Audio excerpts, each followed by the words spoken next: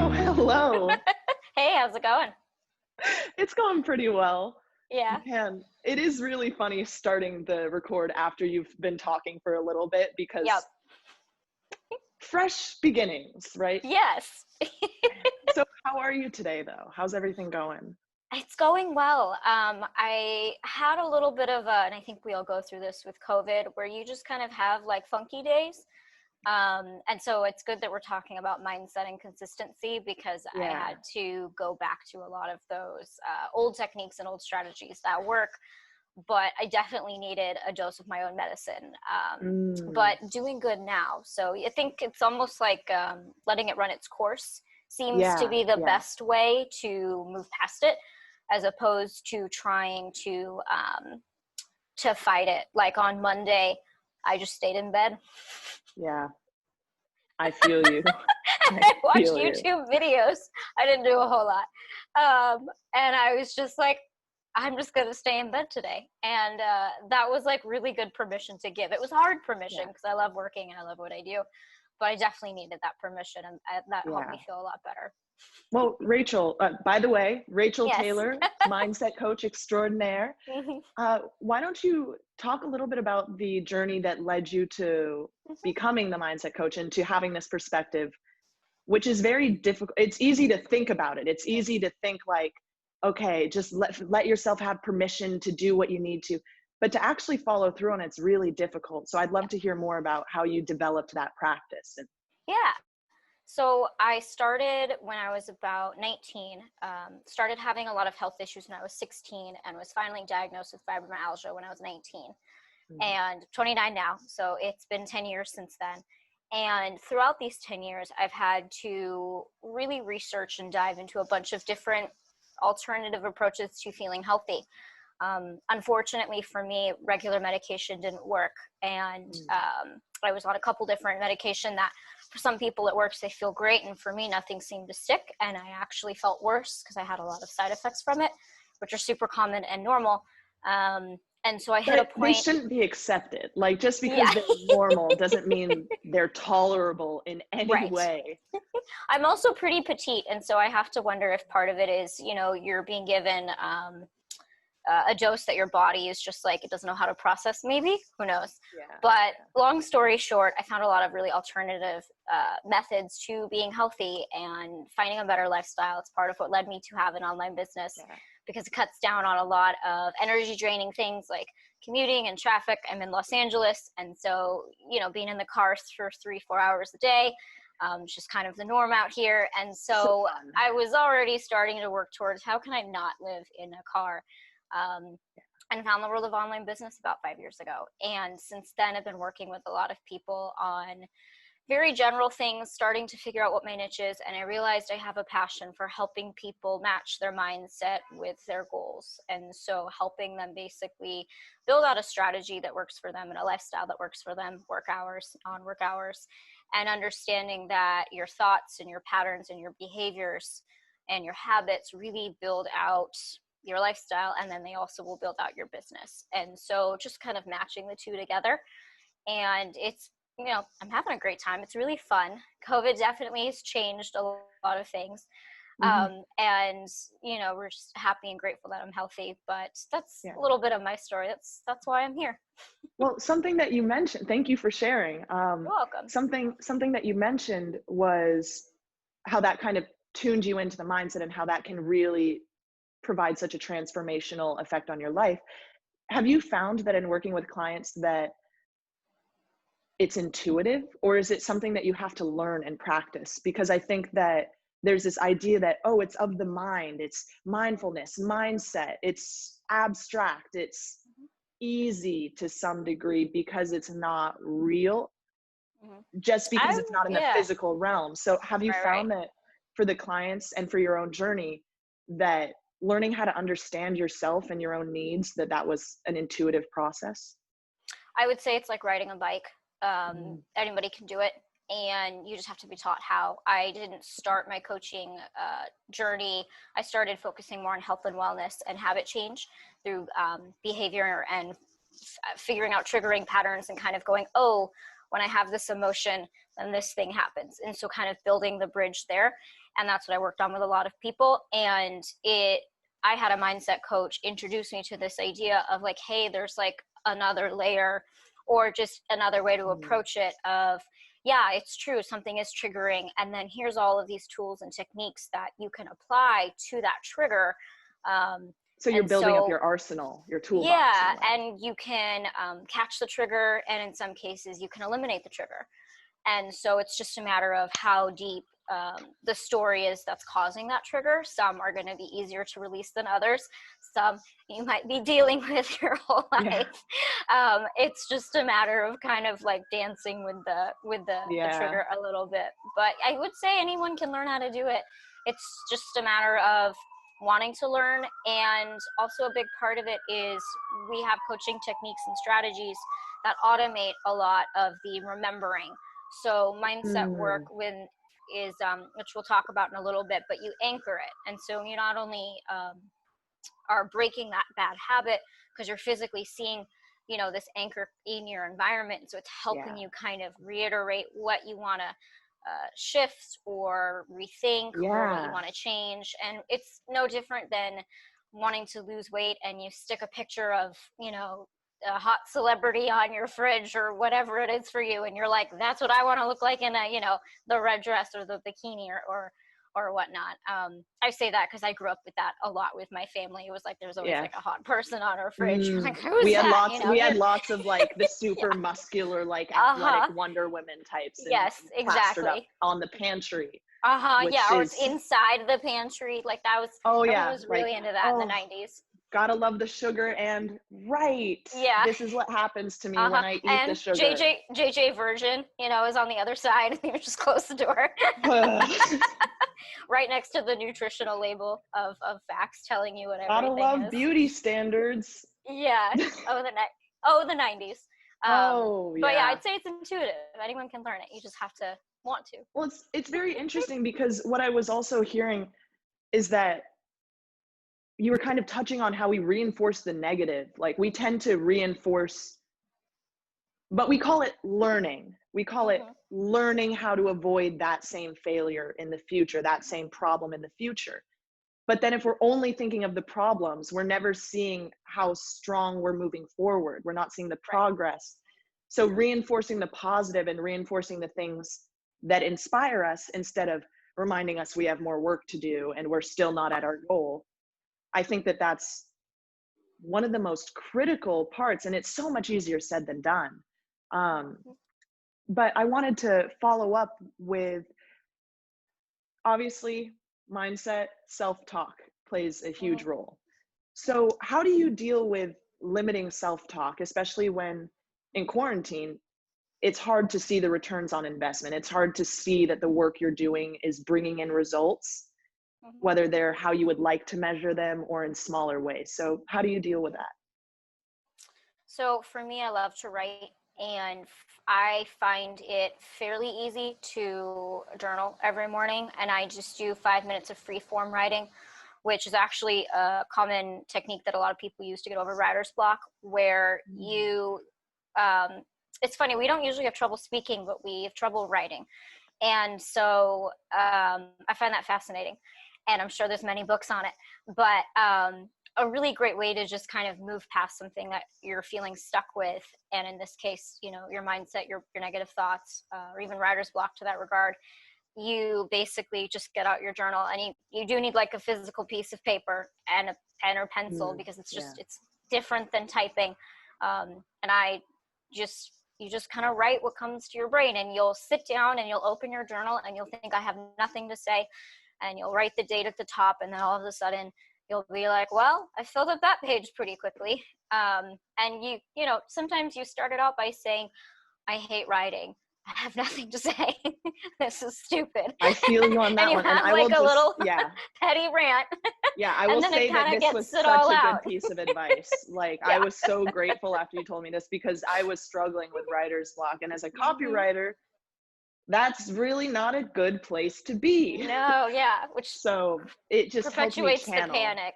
Yeah. It just helped me get out all of the chatter that had nothing to do with what my clients wanted, with what I wanted to give.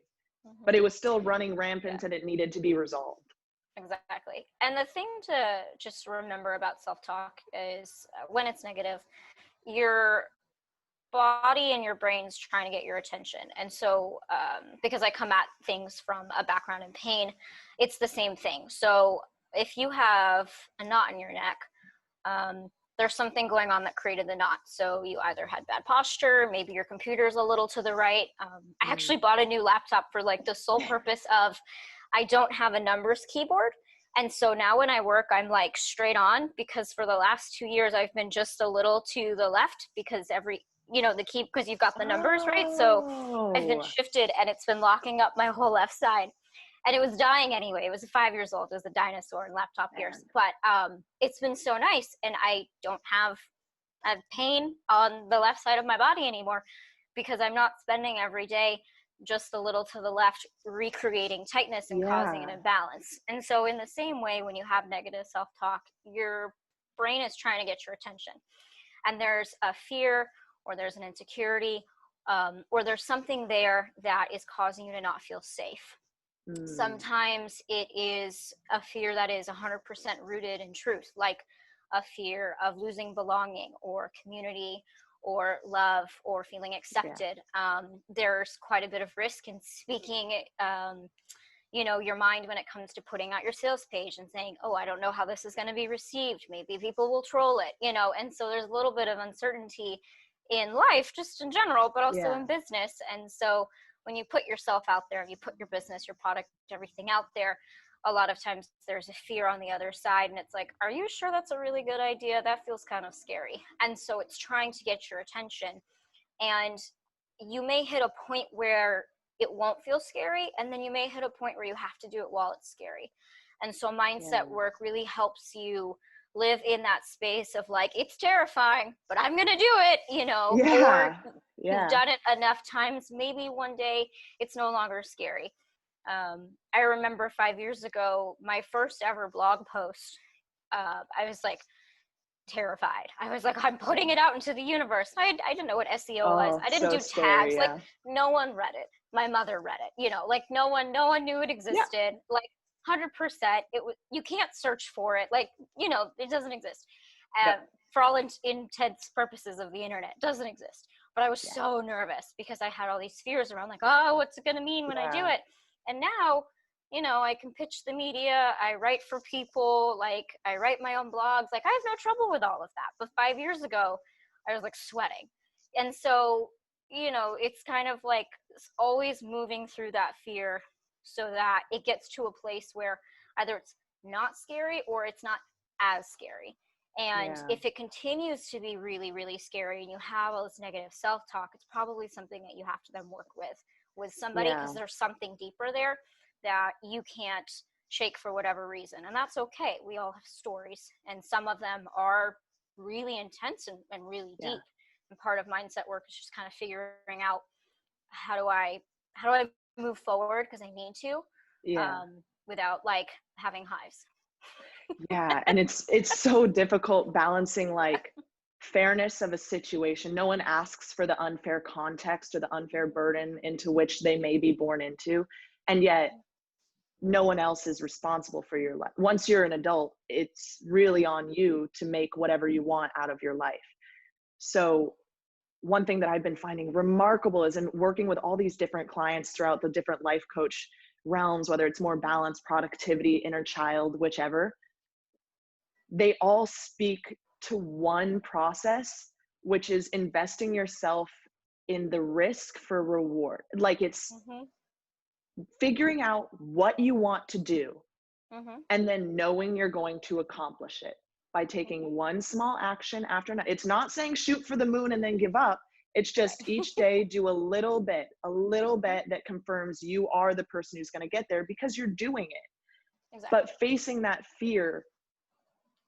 Now, I'm not going to go so far as to say it's a gift because fear is not fun, but it does do something to show you like your capabilities, your power. Like this was something you really cared about and you moved through it. you proved that you can do it just by sitting through the fear and sitting through the human experience of uncertainty. Well, your dream has to be bigger than your fear. And that's not always easy. I like that. I like that. And sometimes I'm probably appropriating or paraphrasing it from someone else I've heard, but I can't think of them. Yeah. You know, it's just one of those things where it might always be uncomfortable. It might always be scary to click launch. It might always be scary to send an email because there's that uncertainty and that we don't know how that person's going to react. Are we going to be told no? Are we going to be ghosted? Like, you don't know. And so it gets, it just gets like to a place where you have to be comfortable being uncomfortable. And I actually just talked about this last night. But yeah, it's just really interesting because it's not, some days are easy, some days are not easy. And at the end of the day, your dream has to just be something that you really, really want. And you have to have a really big passion for it, because the second you lose your passion, you lose motivation. There's just no way to get yourself to do it. The energy leaves you. Exactly. And so that's really the key there with that one. Man. I don't know. I just like sitting with that for a little bit. It's just, I love what your dream has to be bigger than your fear. Like, it's just very true. It's the only thing that'll pull you through it. It's funny because, not like haha funny, but sometimes we don't actually want our dream. We think we want the dream, and it's a lot of times it's somebody else's dream that we were told that we should want. And so I think people run into a lot of problems there because they're not necessarily even allowing themselves to have what they really want, because maybe they've never had a chance to either be asked, hey, what do you want? That's why goal setting is so hard. When you think you have goals, and then people are like, okay, put a number. What do you want to be, do, and have? And you're like, well, what can I do? What are my options? All of a sudden you're like, what are my goals? I have no idea. We're so rarely taught to know ourselves. It's just taken as this assumption that, well, you are you, so you know you, so you'll only do what you want to do. But that makes no sense, because we have the dreams of our parents, we have the dreams of relatives, we have the dreams of society. And then it's who are you versus all these other things, which kind of leads into my other question. I was going to ask you, how has your definition of success changed since you first kind of started with that first blog post? It's interesting. I've been thinking about this a lot because with Corona, my in-person business had to close because it wasn't safe. And so everything is online now, and that's definitely been a real quick scramble and adjustment, and now it's fine. But there was a definite sink in my own personal confidence, because all of a sudden this source of consistency and stability, and where I was successful by all intents and purposes, by every basic definition, I was successful. Money, clients, consistency, etc. And it just was like March 16th, it just went away, like a lot of us. It just disappeared. And I found that it really messed with how I valued myself.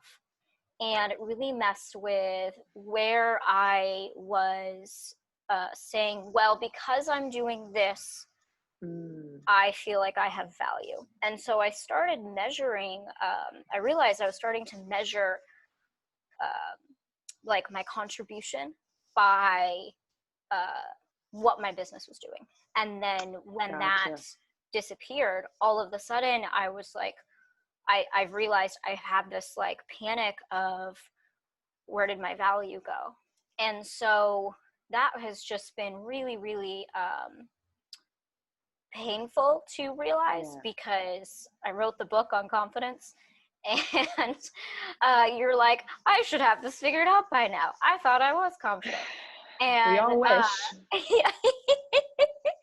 I actually went and reread some of the chapters of my book, and I was like, wow, past Rachel's got some nice truths she's dropping. Well, it's funny. We learn some things in one time, and then we forget them. And then once another context arises that we need them, it's like we're a baby. It's just a deeper layer. The same thing. Yeah. Yes, exactly. And I feel like I went on a tangent, and I apologize. No, I love tangents. What was the original question? I feel like I answered it, but I don't know. Yeah, no, it was how your definition of success has changed That's what over it was. time. That's what it was. I feel like you Thank nailed you. it. I feel like I answered it, but I wanted to continue, but I forgot the original question. So I would say as far as success, now I'm looking at it more of not just looking at, okay, like how did my QuickBooks look? Like, you know, what was my like profit to margin loss ratio and balance sheet and all that jazz. Tell him. I know all the details about it. And so I really changed the story of my family basing their value and worth on how much they earn. And coming that's a hard from one. Angeles, it is hard. Coming from Los Angeles, my father's in the entertainment industry. My sister is as well. My mom was really fortunate that she could be a stay-at-home mom, but has conversations around how she wishes she could have worked at the same time. And she was in that situation of like, I want to work, but you know, I can't afford to pay someone to take care of my kids. But like, you know, so it's kind of one of those things like I want to be around, but I want to work. Something like, has to be sacrificed. And a so, bit, yeah, she's definitely, that was, you know, it was a life decision she's made, and she says she doesn't regret it, but there's a part of her that she will say every now and again, she's like, I wish I could have worked.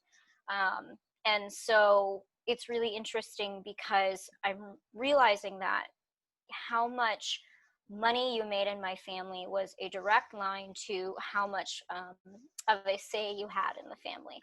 And I feel like this is a very common theme. I'm not a special. It's just funny. You're speaking to my childhood, so I'm just listening and hearing my parents' dynamic. It's amazing. It's the I think it's from Aladdin, where it was like the golden rule is he who has the gold makes the rules. You know, it's that expression. Isn't actually the golden rule. There is like a true golden rule, but of course, I don't know. There's a million golden rules. It version. Depends on which golden rule you want. Yeah, I know the Disney version. That's what they wanted me to learn. And so you can't go. I mean, sometimes you can go wrong with Disney, but for the most part, pretty family-friendly messages. Exactly. But it's just really funny because that definitely, I've realized as I've gotten older, that 100% plays a role in how I view myself. And so if I am not bringing in money with my business, not only just because I can, but I love what I do and it's fun. I love helping people. But I find that anytime that takes a dip, I start to get back to the story of like, oh, I must not be valuable because I'm not making X or I'm not doing Y. And it's tied to this value of when you have money, you then therefore get to do things. You get to say things, you get to make choices, you get to have an opinion. And it's something that I really realized is like not serving me and not helpful. And so I don't want to continue that story and that belief. And I did a couple rounds of EFT, and I will still keep doing them because I need to clear this block. But success for me now is, to finally answer your question, success for me now is more about what my day looks like. And so it's keeping time for yoga, for rowing, for exercise. It's getting regular sleep.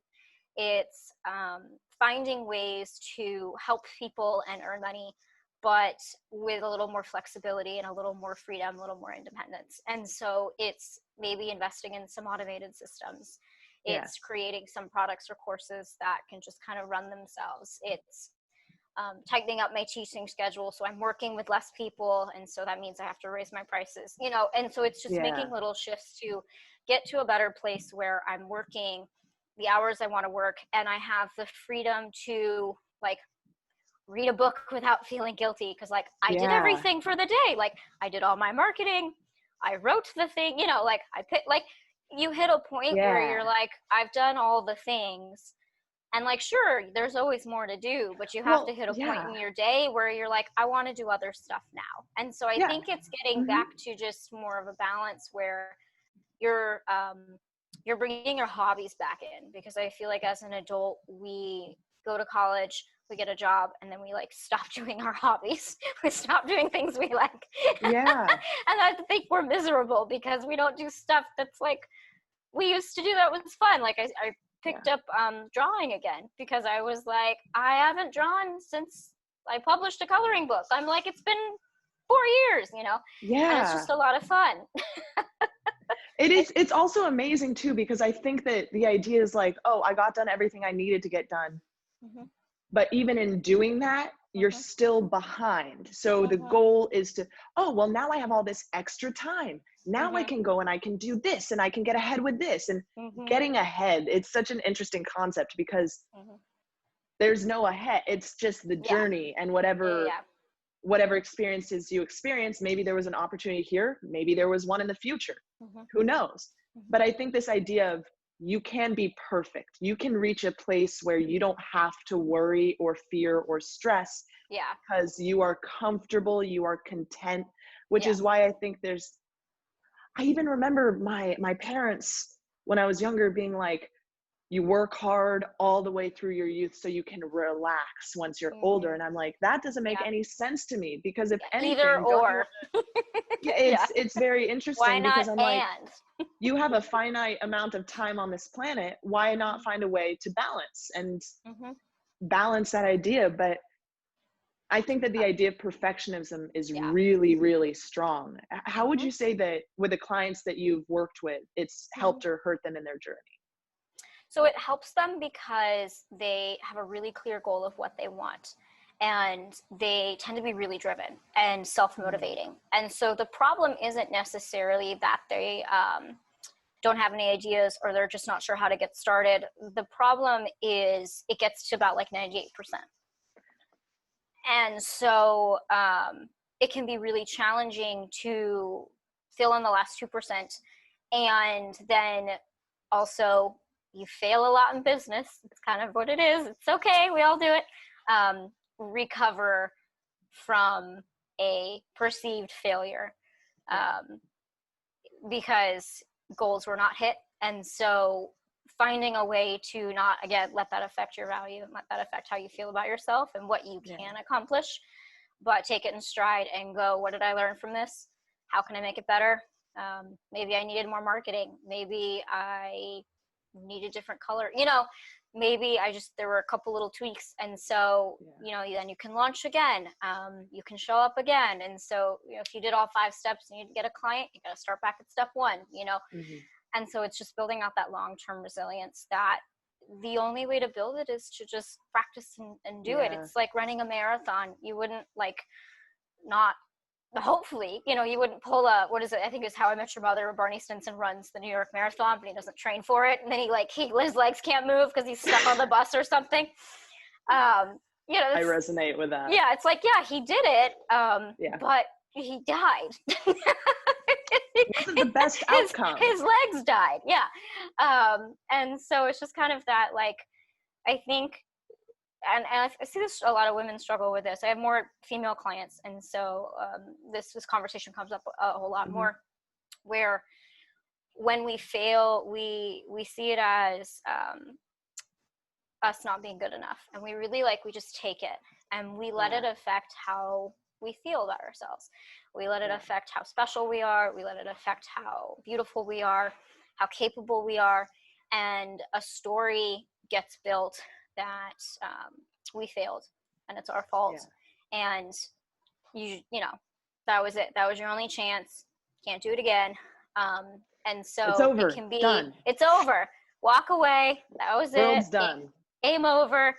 And it's never can come back stronger. That's impossible. It can be really paralyzing. And I don't think it's just perfectionists that deal with that. I think a lot of us deal with that. But especially when you put your whole heart into something, for sure. It just feels like your passion wasn't enough. Right. And so, I think so. You sometimes have to meet yourself where you are. And there have been times where, because I work with a lot of people on building passive income and automating as much as you can. So you're not chained to your laptop. And sometimes if you're feeling a lot of resistance, you just need to build the course, launch it later. Sometimes all your brain can handle, all your mindset can handle is just recording the video, building it, putting it on the website, clicking, like, you know, swiping the button so someone could buy it, you know, doing your email sequence. Like, there's a lot that goes into like automating something. Yeah. And so sometimes it's too much to like do the whole pie, and sometimes you just need to build it, and then you can go find clients later. Mm-hmm. And so if you feel like it's just, there's so much resistance, how can you like get halfway there, you know, and get through a chunk of it? And maybe you need to walk away from it for a little bit, do other things in your business that you don't feel so much resistance to. Maybe you need to work with somebody to help you get through that. Maybe you just need to like let it sit for 6 months and acclimate to this idea. Just let it simmer. A lot of people don't really consider how important just letting an idea kind of sit with you for a while is. You have to acclimatize. Like to this day, I'll get like every few months, you know, I'll get like $6 from Amazon because someone's bought my book, and you know, the royalties add up. And it's like, I made $30. Didn't do anything for it. Cool. But it's cool. It's cool. Something you did. People valued. It was like, is that okay? Can I just earn $30? You know, it's like, I don't know. And so I really had to acclimatize to that. And I didn't do like a whole traditional book launch. I was like, I'm just writing it and getting it out there. You know, it's like I had to meet myself where I was. And then the next one, I'll do like a whole big launch and like, you know, like do it you build up the excitement and all that stuff. But sometimes you just got to meet yourself where you're at. Well, be nice definitely, to yourself. it speaks to goals. It speaks to like goals that build you up instead of tearing you down, and being able to say like, I made a book. How I haven't made a book. That's incredible. You literally wrote a book and put it out there. So it's amazing, because if you wanted to, you could always deal with all that other publicity, all that other stuff later.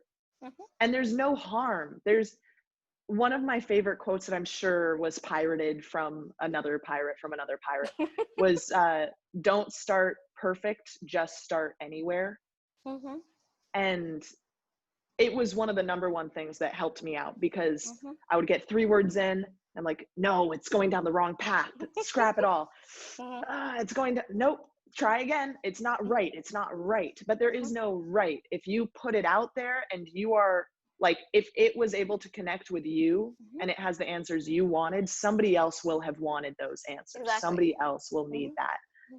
So it's cool just being able to step into your power, saying, I did something that I valued. Next time I can do it even better. Yeah, you have to almost prove it to yourself that it can happen and that it's okay. That and sometimes when you fail, you need to prove to yourself that like you're still standing. The earth did not swallow you whole. It wasn't comfortable. It kind of smarts. You probably cried a little bit, but you're like, I'm still here. It's all good. You know, and so I think sometimes you just got to be nice to yourself and just like, thank you for trying so hard. Thank you for trying so hard. Thank you for trying so hard. You know, and it's just like,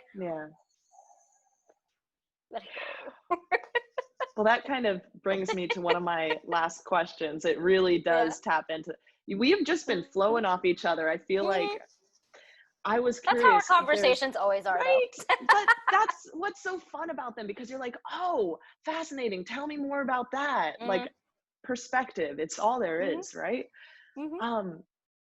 There was one thing, like one kind of bigger takeaway, and maybe it lands with the treat yourself with love, be kind to yourself.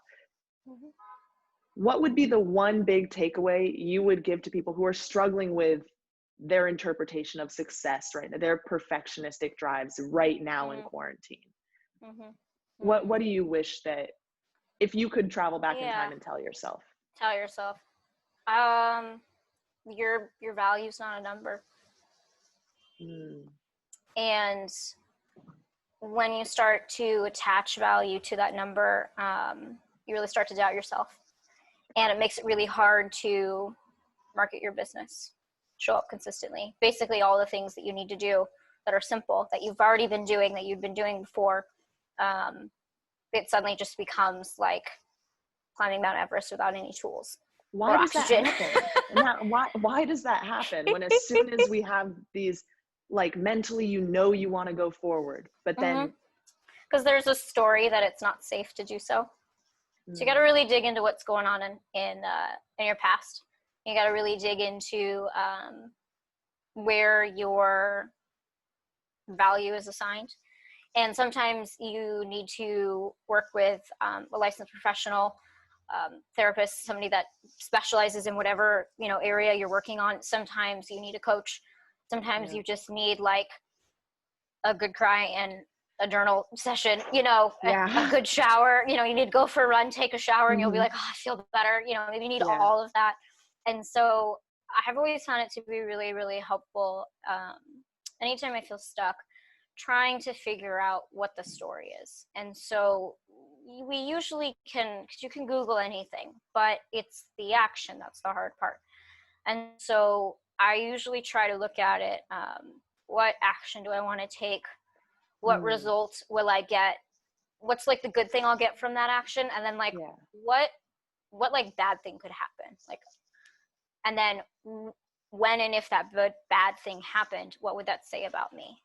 And so because your brain has been wired to, I think Tony Robinson talks a lot about this, how it's just constantly making stories. It's making reasons. It's trying to, this is something a lot of people have talked about.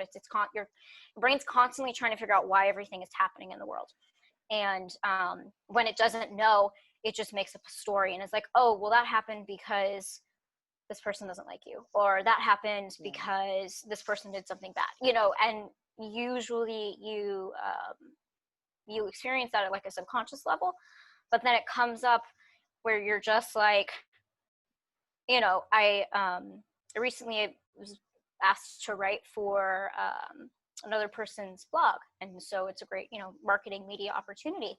It's taken me 3.5 weeks to write it. Even though I pitched the story. And I wrote it today.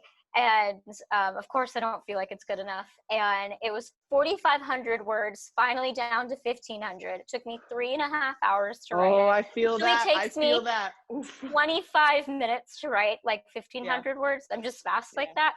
And it was just like the most painful thing. And I know that it's because of this story of this block of like, what if they don't like it? And it's like, well, then they'll just say, hey, can you edit this? Like,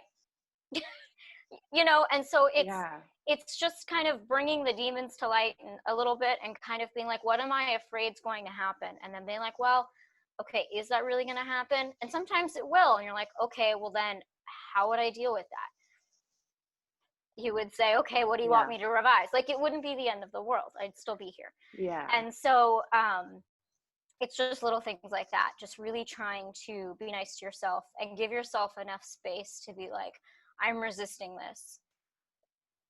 What am I resisting? Why? What's going on? What's the story? And it usually ties back to, you can pretty much tie it to 3 things, which is a fear of losing belonging, a fear of losing love, and a fear of losing safety. And, evolutionarily speaking, and in our ancestors, if you weren't a part of the community, if you were like ostracized, like you would die. You were by yourself in the wilderness. Like, so community, love, safety, belonging, all of these things are essential to our survival. And that is something that, even though we are in 2020 United States, that is still something that is in our DNA. It's been passed down. It's a behavior. It's a trait. It's in here. And so anytime you feel those things, it's going to just bring up all this stuff, and it's your body trying to protect you.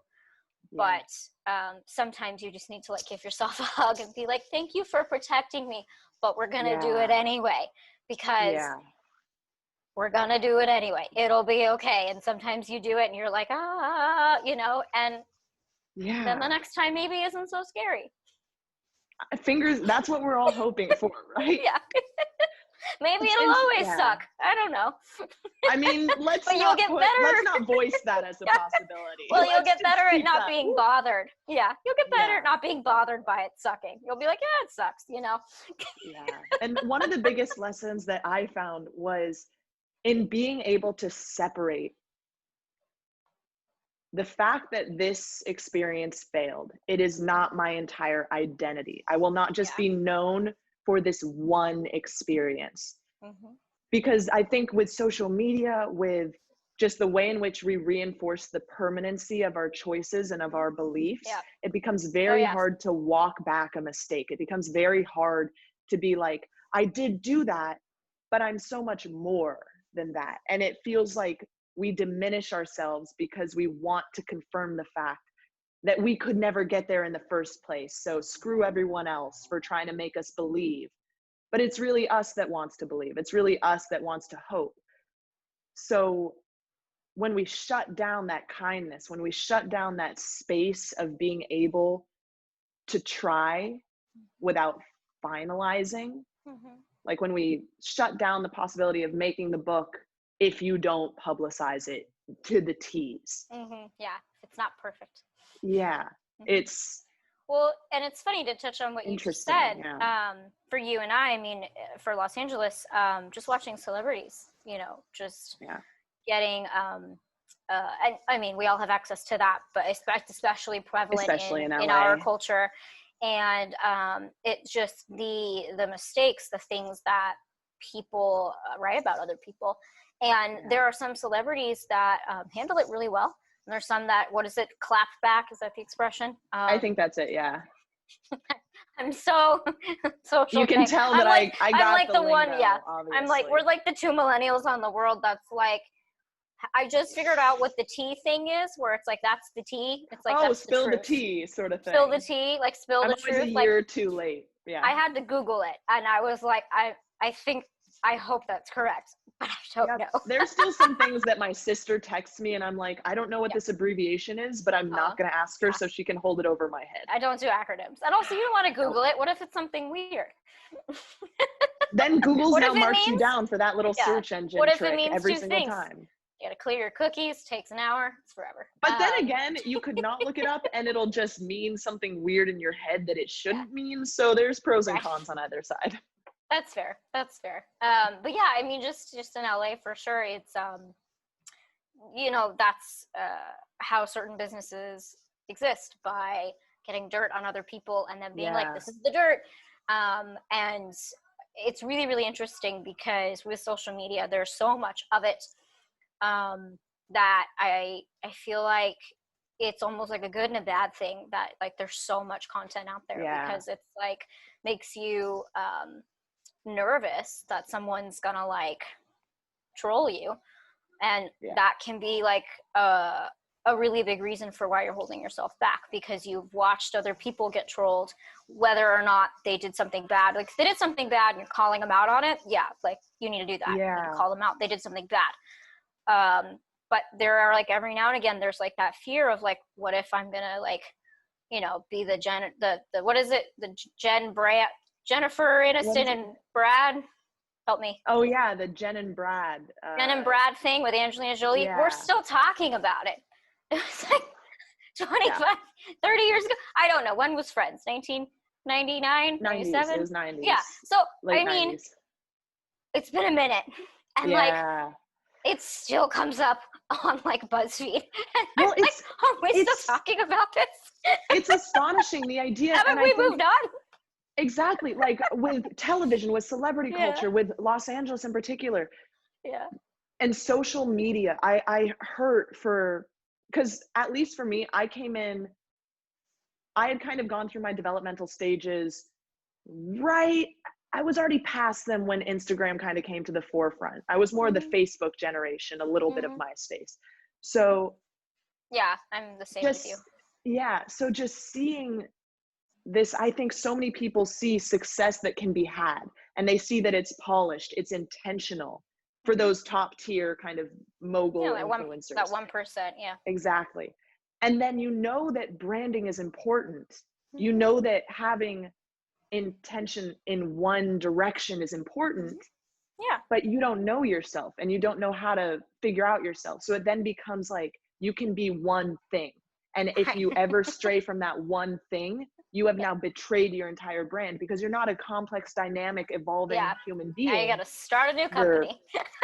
Yep. So it's very difficult, I think, for people to forgive themselves, to like allow themselves to be everything they are instead of one thing. I think at this point I've had 4 different website domains. 5? Yeah, I think I've had 2 or 6? 3. Maybe 7. Props. That's a lot of effort. That's a lot of risking for reward. And that's why I'm the creative Rachel, because I was like, I just build things. I was like, that's generic enough. And plus Rachel Taylor, you're a doer. there are so many of us out there. It's a great name. One of us is a very Australian actress from Transformers. Ooh, love her. Interesting. But yeah, I was like, I don't want to try to fight with that SEO. Yeah, no. I'm the creative Rachel. Yeah. I was like, oh, that seems hard. I am glad you are. Yeah. I have really enjoyed all of this time with you and being able to sit down. Yeah, this was really fun. I feel like we were able to go over a lot of stuff that had to do with mindset. I hope that it was really beneficial for anybody who chooses to watch. Yeah. We did it with you guys in mind. A lot of random stuff at the end. Sorry about that. Well, I hope some LA culture. Right? I hope that it helps people get to know us more, and then maybe they feel like what they're struggling with was tangentially touched on. Yeah, exactly. Fingers and crossed. if you want us to talk about more stuff, let us know. Yes, please write in the comments any questions that you still have. If some of the advice is really helpful for you, please let us know. I know that Rachel, she is there for you. So if you have any questions, you can reach out to either her or me for any of your copywriting needs. With that, I want to say thank you again for your time and energy and passion. I really appreciate being able to sit down with you. Thanks. I did as well.